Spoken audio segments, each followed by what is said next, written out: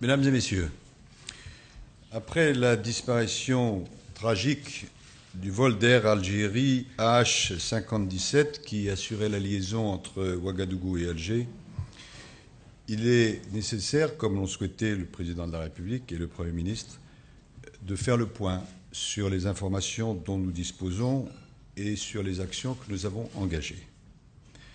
Je le fais avec mes collègues Jean-Yves Le Drian et Frédéric Cuvillier. Je le ferai à chaque fois que nécessaire avec un mot-clé, la transparence. Malheureusement, comme l'a indiqué ce matin le Président de la République, il n'y a pas de survivants. Les restes de l'appareil ont été repérés cette nuit par les forces françaises sur la base d'indications données par les autorités burkinabées et maliennes. Il se trouve dans la région de Gossi, au Mali, à 160 km au sud de Gao, à quelques kilomètres au nord de la frontière du Burkina Faso. Des moyens aériens français avaient été déployés dès le début de l'après-midi, hier, sur une vaste zone de recherche pour faire la lumière sur ce drame. Les débris sont concentrés sur une surface d'environ 300 mètres sur 300 mètres. Ils sont nombreux. Ils sont dans une zone de savane et de sable dont l'accès est très difficile, en particulier à la saison des pluies.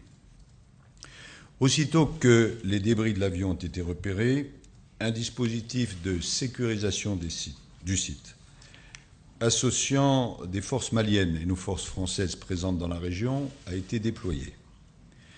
D'abord, il y a eu une trentaine d'hommes héliportés dans la nuit, et désormais 200 éléments terrestres, 120 Français, 60 Maliens, 40 Néerlandais qui sont désormais sur le site.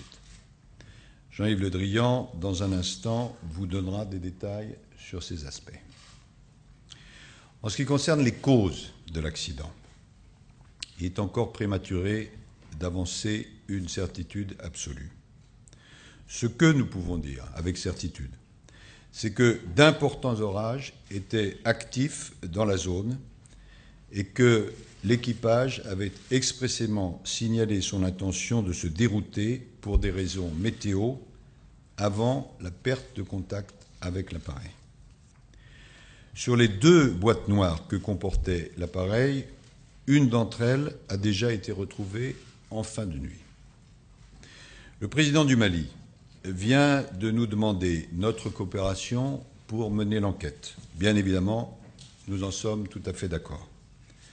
L'enquête sera conduite en concertation étroite avec les autorités maliennes, burkinabées, algériennes et espagnoles, comme nous en sommes convenus ce matin, notamment avec mes collègues algériens et espagnols.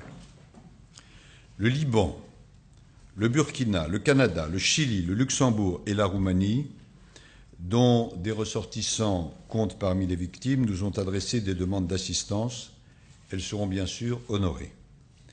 Nous tiendrons la totalité des pays concernés informés au fur et à mesure du déroulement des investigations à travers nos ambassadeurs. Une équipe du bureau d'enquête et d'analyse, que vous appelez le BEA, ainsi que des légistes de l'Institut de recherche criminelle de la Gendarmerie nationale s'envolent aujourd'hui même pour Bamako. Ils rejoindront dans les petites heures du matin les lieux de la catastrophe. Une enquête préliminaire pour homicide involontaire a été engagée hier par le parquet de Paris. Bref, vous le constatez, tout est fait et sera fait pour que la lumière soit apportée le plus rapidement possible sur les causes exactes du drame. Frédéric Cuvillier vous donnera dans un instant des précisions supplémentaires sur ces aspects techniques. Je rappelle, mesdames et messieurs, le bilan très lourd. 118 personnes, 112 passagers et les 6 membres de l'équipage, dont 54 Français, y compris les doubles nationaux. Ce drame touche 21 familles françaises ainsi que 14 autres nationalités. Lorsque nous avons été informés de la catastrophe, nous avons immédiatement activé la cellule interministérielle du centre de crise de ce ministère. Elle est chargée de coordonner l'ensemble des actions de l'État, de recueillir et de relayer auprès des familles toutes les informations disponibles. D'autre part, des cellules d'accueil en direction des familles des passagers dont la destination finale était la France ont été mises immédiatement en place dans les aéroports de Paris-Charles de Gaulle et Orly, de Marseille, de Lyon et de Toulouse. Les préfectures des lieux de destination de nos compatriotes et de résidence de leurs familles ont été mises en alerte par le ministère de l'Intérieur. Nos ambassades sont également mobilisées.